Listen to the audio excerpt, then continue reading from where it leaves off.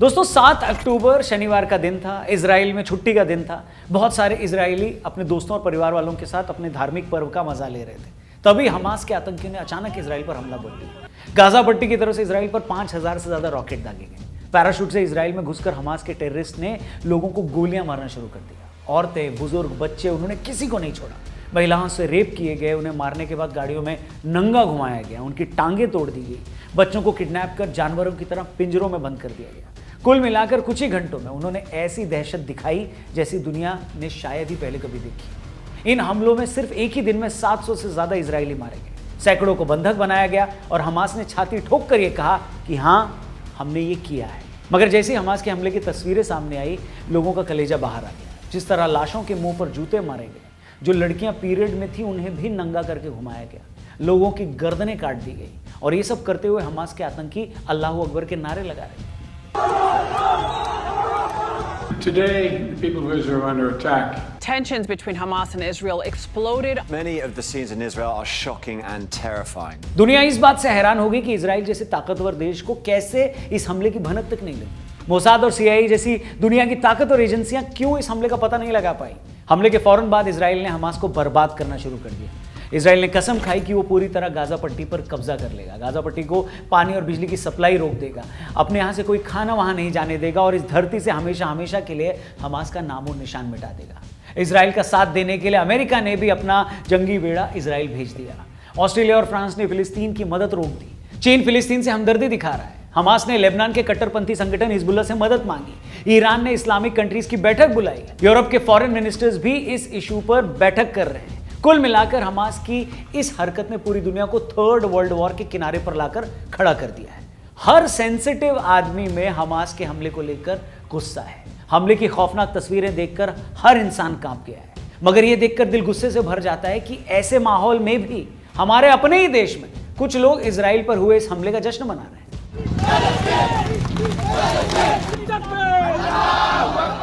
एक तरफ देश के प्रधानमंत्री ने इस हमले पर इजराइल के साथ खड़े होने की बात की है, वहीं अलीगढ़ मुस्लिम यूनिवर्सिटी में कई छात्रों ने फिलिस्तीन के समर्थन में नारेबाजी करी। एक नेता ने हमास के फेवर में बयान दिया, ट्वीट किया। दिल्ली की 2 बड़ी यूनिवर्सिटीज ने फिलिस्तीन का सपोर्ट किया है। इनफैक्ट स्टूडेंट विंग के अध्यक्ष ने भी फिलिस्तीन को सपोर्ट किया और गौहर खान जैसी एक्ट्रेस भी इजराइल को गाली दे रही। इनके अलावा और भी कई लोग हैं, सोशल मीडिया पर सारे लोग दिख जाएंगे आपको। इतना ही नहीं, ईरान, पाकिस्तान, मिस्र, तुर्की और यूरोप के कई शहरों में जहां एक खास तबके की आबादी है, वहां इस हमले को सेलिब्रेट किया जा रहा है। ईरान में तो बाकायदा वहां की पार्लियामेंट में इस पर तालियां बजाई गई, सड़कों पर हमले की खुशी में बम फोड़े गए।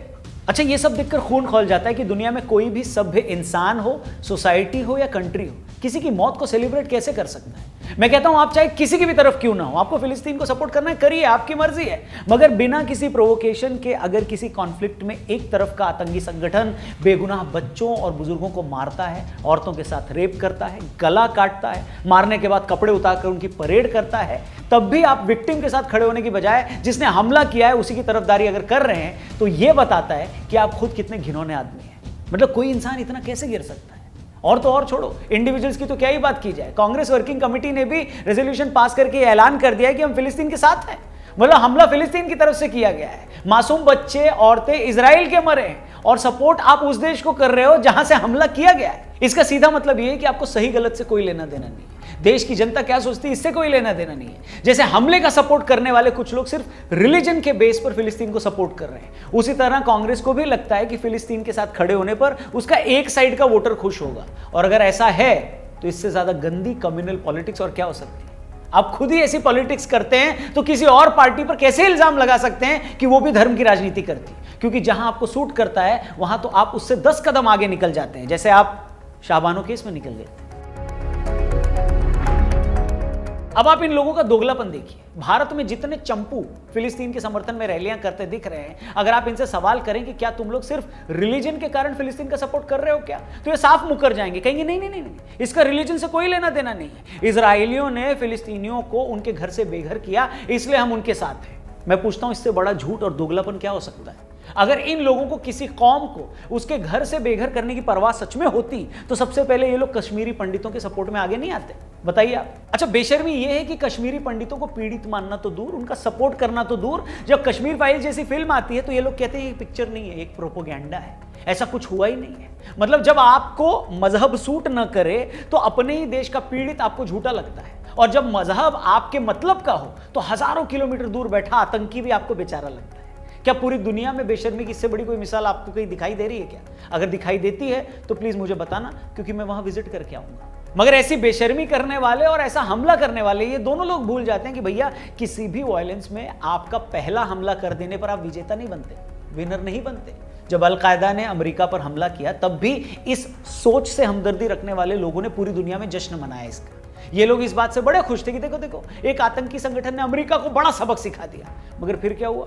उसके बाद अमेरिका ने उस पूरे देश को बर्बाद कर दिया। जहां से यह हमला हुआ था उस पूरे देश को खत्म कर दिया। अब अल-कायदा के हमदर्द चाहें तो 9/11 के हमले के बारे में सोच सोचकर खुश होते रहें, या ये सोचकर खुद को थप्पड़ मारें कि उसके बाद अमेरिका ने अफगानिस्तान और इराक में हजारों जानें ले डाली। 10-20 साल तक दोनों देशों में घुसकर वहां हुकूमत की। ऐसे एक नहीं हजारों मामले आपको मिल जाएंगे जहां हमला करने वाले आतंकी और उनके हमदर्द सिर्फ पहले हमला कर देने पर खुश हो जाते हैं, मगर उसके बाद उनकी क्या हालत हुई है इसके बारे में वो नहीं सोचते। बेशक हमास ने इजराइल को बड़ी चोट पहुंचाई है, ऐसी चोट जो उसने पिछले 75 सालों में नहीं सही, लेकिन फिर भी याद रखना कि इजराइल भी ऐसा हमला शुरू कर चुका है। ऐसा हमला कि हमास क्या, उससे हमदर्दी रखने वालों की 1000 पुश्तें इसे याद रखेंगी। इजराइल ने कसम खा ली है कि वो पूरी की पूरी तरह गाजा पट्टी पर कब्जा कर लेगा। मतलब फिलिस्तीन में रहने वाले 20 लाख लोग अब सारी जिंदगी बंदूक के साए में जिएंगे। उन लोगों के पास रहने के लिए यही एक जमीन का टुकड़ा था। वो एक लैंडलॉक रीजन है, अगल बगल कहीं जाने को है नहीं। हो सकता है हमास ने जो किया उसमें हर फिलिस्तीनी की रजामंदी न हो, मगर अफसोस कि इसका हर्जाना अब फिलिस्तीन का एक एक आदमी भुगतेगा।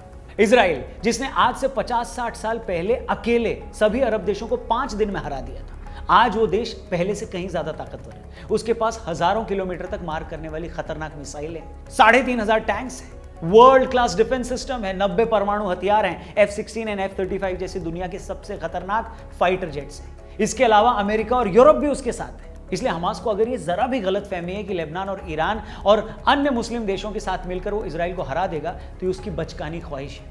फिलिस्तीनियों की हालत पहले से ही खराब थी। हमास की इस करतूत से उनकी जिंदगी पूरी तरह बर्बाद होने वाली। इसलिए जो लोग हमास के इस हमले पर आज ताली पीट रहे हैं, उनसे मेरा बस इतना ही कहना है कि थोड़ा सा सब्र करो, क्योंकि थोड़े टाइम में तुम ताली नहीं अपना सर पीटोगे। इसलिए किसी और की मौत का, किसी और की बर्बादी का जश्न मत मनाओ।